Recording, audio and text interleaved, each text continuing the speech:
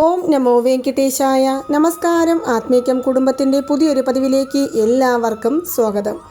നാളെ അതിവിശേഷപ്പെട്ട ഒരു ദിവസം, അതായത് ശിവഭഗവാന് വേണ്ടി സമർപ്പിച്ച ഒരു ദിവസം കൂടിയാണ് നാളെ എന്ന് പറയുന്നത്. നാളെ ബുധനാഴ്ചയാണ്, കൂടാതെ പൗർണമി തിഥിയാണ്. മാത്രമല്ല ഐപ്പസി അന്നാഭിഷേകം നടക്കുന്ന ഒരു ദിനം കൂടിയാണ്. ഐപ്പസി എന്ന് പറയുമ്പോൾ തുലാമാസത്തിലെ അന്നാഭിഷേകം, തുലാമാസത്തിലെ പൗർണമി ദിവസത്തിലാണ് ശിവഭഗവാന് അന്നാഭിഷേകം നടത്തി പ്രാർത്ഥിക്കുന്നത്. എന്താണ് അന്നാഭിഷേകം എന്നറിയുന്നതിന് മുന്നേ ഈ വഴിപാടുകൾ ചെയ്യാൻ പലർക്കും താല്പര്യമുണ്ടാകും. മറ്റു ചിലർക്കാകട്ടെ ഇതുപോലുള്ള വഴിപാടുകളൊന്നും ചെയ്യാൻ താല്പര്യമുണ്ടാകില്ല. എങ്കിലും നാളെ രാവിലെ ഉണർന്ന ഉടൻ രാത്രി ഉറങ്ങുന്ന ആ ഒരു സമയത്തിനുള്ളിൽ വെറും 5 പ്രാവശ്യമെങ്കിലും മനസ്സുരുകി തന്നെ നമ്മൾ ഈ ഒരു മന്ത്രം ജപിക്കുക. 5 പ്രാവശ്യം എന്ന് പറയുന്നത് ഞാനൊരു ചുരുങ്ങിയ കണക്കാണ് പറയുന്നത്. നിങ്ങൾക്ക് നാളെ എത്ര തവണ ഈ ഒരു മന്ത്രം ജപിച്ചാലും അതിൻ്റെ ഫലങ്ങൾ എന്ന് പറയുന്നത് പറഞ്ഞറിയിക്കുവാൻ പറ്റാത്ത അത്രയുമാണ്. അതുകൊണ്ട് നിങ്ങൾക്ക് സാധിക്കുമെങ്കിൽ എത്ര പ്രാവശ്യം വേണമെങ്കിലും ചൊല്ലാം. ഇനി സാധിച്ചില്ല എങ്കിൽ ചുരുങ്ങിയത് ഒരു 5 പ്രാവശ്യം ഞാൻ ഇവിടെ പറയുന്ന ഈ മന്ത്രം നിങ്ങൾ ജപിക്കുക. രാവിലെ ഉണർന്ന ഉടനെ തന്നെ തുടങ്ങിക്കോളൂ. ഇനി കുളിക്കണമെന്നോ അതുപോലെ തന്നെ ഞങ്ങൾ ക്ഷേത്രത്തിൽ പോകണമോ പൂജാമുറിയിൽ ദീപം തെളിയിക്കണമോ എന്നൊന്നും നിങ്ങൾ നോക്കേണ്ട കാര്യമില്ല. ഉണർന്ന് കണ്ണുകൾ തുറന്ന ഉടനെ തന്നെ നമുക്ക് ഈ മന്ത്രം നിങ്ങളെക്കൊണ്ട് എത്ര തവണ സാധിക്കുമോ അത്രയും തവണ ശിവഭഗവാനെ മനസ്സിൽ ധ്യാനിച്ചുകൊണ്ട് നമുക്ക് ചൊല്ലാവുന്നതാണ്. ആ അതിവിശേഷപ്പെട്ട മന്ത്രം എന്ന് പറയുന്നത് ഓം ചന്ദ്രചൂടായ നമഃ, ഓം ചന്ദ്രചൂടായ നമഃ എന്നുള്ള ഈ മന്ത്രമാണ്. നിങ്ങൾക്ക് എത്ര തവണ വേണമെങ്കിലും നാളെ ഏതൊരു ജോലികൾ ചെയ്യുന്ന സമയത്താണെങ്കിലും ഈ മന്ത്രം ജപിക്കാം.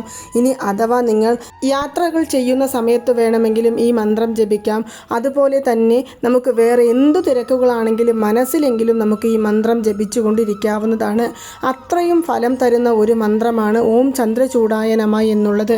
ഇനി എന്തുകൊണ്ടാണ് നാളെ ഞാൻ ഈ മന്ത്രം ജപിക്കുവാനായിട്ട് പറയുന്നത് എന്നാൽ പൗർണമി തിഥിയാണ്. പൗർണമി എന്ന് പറയുമ്പോൾ നമ്മൾ ചന്ദ്രഭഗവാനെയും ശിവഭഗവാനെയും പ്രാർത്ഥിക്കുന്ന ഒരു ദിവസം കൂടിയാണ്. ശിവഭഗവാന്റെ വഴിപാടുകളിൽ ഏറ്റവും പ്രത്യേകതയുള്ള ഒരു വഴിപാടാണ് ഈ അന്ന അഭിഷേകം എന്ന് പറയുന്നത്. അലങ്കാരപ്രിയൻ എമ്പെരുമാൻ ശ്രീനിവാസനാണെങ്കിൽ അഭിഷേകപ്രിയൻ ശിവഭഗവാനാണ് എന്നാണ് പറയുന്നത്. ശിവഭഗവാന് സാധാരണ 11 പുണ്യവസ്തുക്കളാൽ അഭിഷേകം ചെയ്യപ്പെടുന്നുണ്ട്. അതിൽ പുണ്യജലം, പശുവിൻ പാല്, അതുപോലെ തന്നെ നെയ്യ്, കരിക്കിൻ വെള്ളം, കരിമ്പിൻ നീര്, ചന്ദനപ്പൊടി, ഭസ്മം, തൈര്, പഞ്ചാമൃതം, മാമ്പഴപ്പൊടി, അരി, മഞ്ഞൾപ്പൊടി എന്നിവയെല്ലാം ഇതിൽ ഉൾപ്പെടുന്ന ഒന്നാണ്. ഇതിൽ ഈ ഒരു ഐപ്പസി മാസത്തിൽ വരുന്ന പൗർണമി തിഥികളിൽ നമ്മളെ എല്ലാവരും എവിടെ നിന്നാണ് വരുന്നത്? ശിവഭഗവാനിൽ നിന്നാണ് നമ്മളെല്ലാവരും വരുന്നത്. നമ്മളെല്ലാവരും എങ്ങോട്ടാണ് തിരികെ പോകുന്നത്? ശിവഭഗവാനിൽ തന്നെയാണ് തിരികെ പോകുന്നത്. അങ്ങനെയുള്ള നമുക്ക് ഈ ഒരു ജന്മം തന്ന് അനുഗ്രഹിച്ച ശിവഭഗവാനെ നമ്മൾ നന്ദി സൂചകമായിട്ടാണ് ഈ അന്നാഭിഷേകം തുലാമാസത്തിലെ പൗർണമി ദിവസങ്ങളിൽ നടത്തുന്നത്. കോടി ശിവലിംഗങ്ങളെ ദർശനം ചെയ്ത പുണ്യഫലമാണ് ഈ ഒരു അന്നാഭിഷേകം നമ്മൾ ദർശനം ചെയ്താൽ എന്ന് പറയുന്നത്. ഈ ദർശനം നമ്മൾ കാണുന്നത് മുഖാന്തരം നമുക്കുണ്ടാകുന്ന ഗുണങ്ങൾ എന്താണ് എന്നറിയാം. ഭഗവാന് ഈ ഒരു ദിവസത്തിൽ ശിവലിംഗം മുഴുവൻ അന്നങ്ങളാൽ അലങ്കാരം ചെയ്ത് ഭക്തർക്ക് ദർശനം നൽകി നമ്മളെ അനുഗ്രഹിക്കുന്ന ഒരു ദിവസം. ഈ ഒരു ദിവസത്തിൽ ഈ പൂജകളെല്ലാം കഴിഞ്ഞതിനു ശേഷം ആ ഭക്ഷണം നമുക്ക്, അതായത് ആ ഒരു കൈപ്പിടിയാണെങ്കിലും അന്നം നമുക്ക് പ്രസാദമായിട്ട് തരും.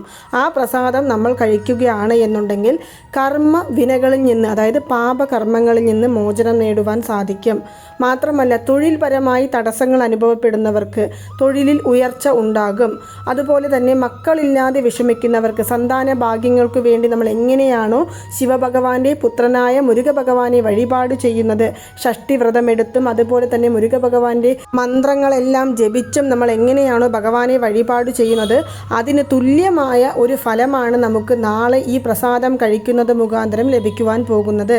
മാത്രമല്ല കുട്ടികളുടെ ഓർമ്മശക്തി വർദ്ധിപ്പിക്കുവാൻ, ഇതിലെല്ലാം ഉപരി നമ്മുടെ ദാരിദ്ര്യാവസ്ഥയിൽ നിന്ന് നമുക്ക് മോചനം നേടുവാനും സഹായിക്കുന്ന ഒരു അഭിഷേകമാണ് അന്നാഭിഷേകം എന്ന് പറയുന്നത്. നമ്മുടെ ജീവിതത്തിൽ ഒരു പ്രാവശ്യമെങ്കിലും അന്നാഭിഷേകം നമ്മൾ കാണേണ്ടതാണ്. എപ്പോഴാണ് ഇത് ക്ഷേത്രങ്ങളിൽ നടക്കുന്നത് എന്നാൽ പൗർണമി തിഥി എന്ന് പറയുമ്പോൾ തന്നെ വൈകുന്നേരങ്ങളിൽ, അതായത് 5 മണിക്ക് ശേഷം എല്ലാ ശിവക്ഷേത്രങ്ങളിലും നാളെ കഴിവതും, നമുക്ക് തഞ്ചാവൂർ ബൃഹദീശ്വര ക്ഷേത്രമുണ്ടോ, അതുപോലെ തന്നെ ശിവലിംഗ ക്ഷേത്രങ്ങൾ എവിടെയെല്ലാം ഉണ്ടോ അവിടെയെല്ലാം അന്നാഭിഷേകം നടത്തുന്നുണ്ട്. തിരുവണ്ണാമല ക്ഷേത്രത്തിൽ തുടങ്ങി എല്ലാ ക്ഷേത്രങ്ങളിലും നാളെ അന്നാഭിഷേകം നടക്കും.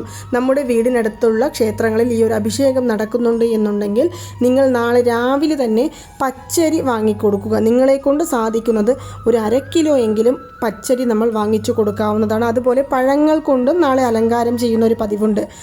നമുക്ക് പഴങ്ങൾ വാങ്ങിച്ചു കൊടുക്കാൻ സാധിക്കുമെങ്കിൽ അത് വാങ്ങിച്ചു കൊടുക്കാം. ഇനി കൂവളത്തിൻ്റെ ഇലകൾ വാങ്ങിച്ചു കൊടുക്കാൻ സാധിക്കുമെങ്കിൽ അത്, ഇനി ഒന്നും പറ്റുന്നില്ല എന്നുണ്ടെങ്കിൽ ഒരു കവർ ഭസ്മമെങ്കിലും നാളെ നമ്മൾ ക്ഷേത്രത്തിലേക്ക് വാങ്ങിക്കൊടുക്കേണ്ടതാണ്.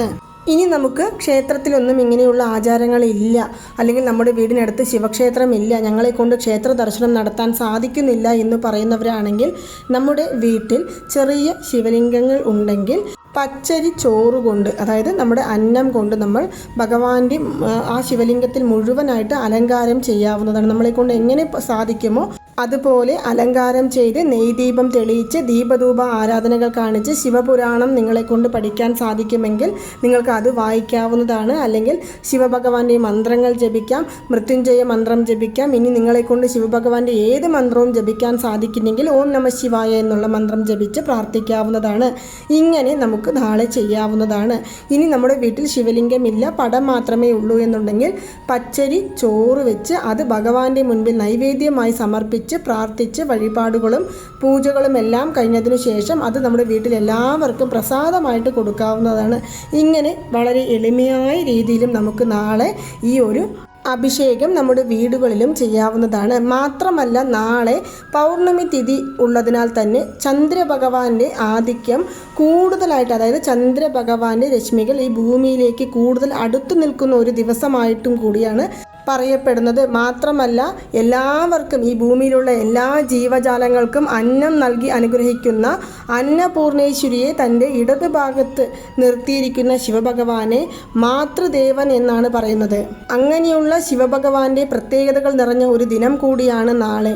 ഭഗവാന് ചാർത്തി സമർപ്പിക്കുന്ന ഓരോ അന്നങ്ങളിലും ശിവഭഗവാൻ ഉണ്ട് എന്നാണ് പറയപ്പെടുന്നത്. അതുകൊണ്ടാണ് അന്നാഭിഷേകം നമ്മൾ കാണുകയാണെങ്കിൽ 1 കോടി ശിവലിംഗ ദർശനം നടത്തിയ പുണ്യഫലം നമ്മളെ തേടി വരുമെന്ന് പറയുന്നത്. മാത്രമല്ല പണ്ടുള്ളവരെല്ലാവരും, അതായത് നമ്മുടെ ചെറിയ പ്രായത്തിലെല്ലാം നമ്മുടെ വീടിന് അടുത്തുള്ളവരെല്ലാവരും അതുപോലെ നമ്മുടെ വീട്ടിലുള്ളവരും എല്ലാം പറയുന്നത് കേട്ടിട്ടുണ്ട്.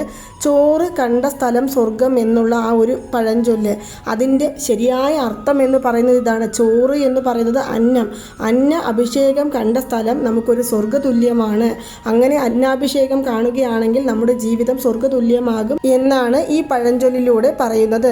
അപ്പോൾ നാളെ നിങ്ങൾ മറക്കാതെ, ഇനി അഭിഷേകം കാണാൻ സാധിച്ചില്ല എങ്കിലും പോലും നാളെ TV-യിലും അതുപോലെ തന്നെ മൊബൈൽ ഫോണിലുമെല്ലാം നമുക്ക് അന്നാഭിഷേകത്തിൻ്റെ ലൈവ് കാണുവാൻ സാധിക്കും. കഴിവതും എല്ലാവരും ഈ ഒരു അഭിഷേകം കണ്ട് ശിവഭഗവാന്റെ അനുഗ്രഹം നേടിയെടുക്കുവാനായിട്ട് ശ്രമിക്കുക. ക്ഷേത്ര ദർശനം നടത്താൻ സാധിക്കുമെന്നുണ്ടെങ്കിൽ വളരെയധികം ഉചിതം തന്നെയാണ്. അതുപോലെ തന്നെ നമ്മൾ എല്ലാ കാര്യങ്ങളിലും പറയുന്ന ഒന്നാണ്, എല്ലാ വീഡിയോകളിലും ഞാൻ ഇടയ്ക്കിടെ പറയുന്ന ഒരു കാര്യമാണ്, 2 പേർക്കെങ്കിലും നാളെ അന്നം ദാനമായിട്ട് കൊടുക്കുക. ശിവഭഗവാന്റെ അന്നാഭിഷേക ദിവസത്തിൽ 2 പേർക്കെങ്കിലും അന്നം ദാനമായിട്ട് കൊടുക്കുകയാണെങ്കിൽ നമുക്ക് കോടാനുകോടി പുണ്യം വന്നു ചേരും. നമ്മുടെ പാപകർമ്മ ഫലങ്ങളെല്ലാം തന്നെ ഇല്ലാതായി തീരും. പലരും പറയും എന്തെല്ലാം ചെയ്തിട്ടും ജീവിതത്തിൽ ഒരു ഉയർച്ച നേടുവാൻ സാധിക്കുന്നില്ല, കഷ്ടപ്പാടുകളാണ്, ദാരിദ്ര്യമാണ്, ദുഃഖങ്ങളാണ്, വേദനകൾ നിറഞ്ഞ ഒരു ജീവിതമാണ് എന്നെല്ലാം പറയുന്നവരുടെ ജീവിതത്തിൽ അവർ അനുഭവിക്കുന്ന കഷ്ടപ്പാടുകളുടെ പ്രധാന കാരണം എന്ന് പറയുന്നത് പാപകർമ്മ ഫലം തന്നെയാണ്. ആ പാപകർമ്മ ഫലത്തെ ഇല്ലാതാക്കുവാൻ സഹായിക്കുന്ന ഒന്നാണ് അന്നദാനം എന്ന് പറയുന്നത്. ദാനത്തിൽ ഏറ്റവും മികച്ച ദാനം ഏതാണ് എന്ന് ചോദിക്കുകയാണെങ്കിൽ അതിന് ഉത്തരം അന്നദാനം തന്നെയാണ്. ഏതൊരാൾക്കും നമ്മൾ അന്നം കൊടുക്കുകയാണെങ്കിൽ അവർ വയറു നിറഞ്ഞതിനു ശേഷം നമ്മളെ അനുഗ്രഹിക്കുമ്പോൾ അവരുടെ മനസ്സും നിറയും. കാരണം വിശപ്പോടു കൂടിയിരിക്കുമ്പോൾ പലതരത്തിലുള്ള ചിന്തകൾ ഉണ്ടാകും. അതുകൊണ്ട് തന്നെ നമ്മുടെ മനസ്സിൻ്റെ നിയന്ത്രണം എന്ന് പറയുന്നത് നമ്മുടെ കൈകളിൽ ഉണ്ടാകില്ല. പക്ഷേ നമ്മൾ വയറു നിറയെ ഭക്ഷണം കഴിച്ച് സമാധാനത്തോടു കൂടി ഇരിക്കുന്ന സമയത്ത് നമ്മുടെ മനസ്സും നിറയും. അങ്ങനെ ആ മനസ്സു നിറഞ്ഞ് നമ്മളെ അനുഗ്രഹിക്കുന്ന സമയത്ത് ആ അനുഗ്രഹം മുഖാന്തരം നമ്മുടെ പാപകർമ്മ ഫലങ്ങളെല്ലാം നമുക്ക് ഇല്ലാതാക്കുവാൻ സാധിക്കുന്നതായിരിക്കും. അപ്പോൾ നാളെ നിങ്ങൾ നിങ്ങളിൽ ആരും മറക്കാതെ നിങ്ങൾ ചെയ്യേണ്ട കാര്യങ്ങൾ, ചൊല്ലേണ്ട മന്ത്രം, ക്ഷേത്ര ദർശനം നടത്താൻ സാധിക്കാത്തവർ എന്തു ചെയ്യണം എന്നതിനെക്കുറിച്ചെല്ലാം നമ്മൾ ഈ വീഡിയോയിലൂടെ കണ്ടു കഴിഞ്ഞു. ഈ വീഡിയോ നിങ്ങൾക്ക് ഇഷ്ടമായെങ്കിൽ മറ്റുള്ളവരിലേക്കും കൂടി എത്തിക്കുവാനായിട്ട് ശ്രമിക്കുക. നന്ദി, നമസ്കാരം. ഓം നമോ നാരായണ. ഓം നമോ വെങ്കടേശായ നമഃ.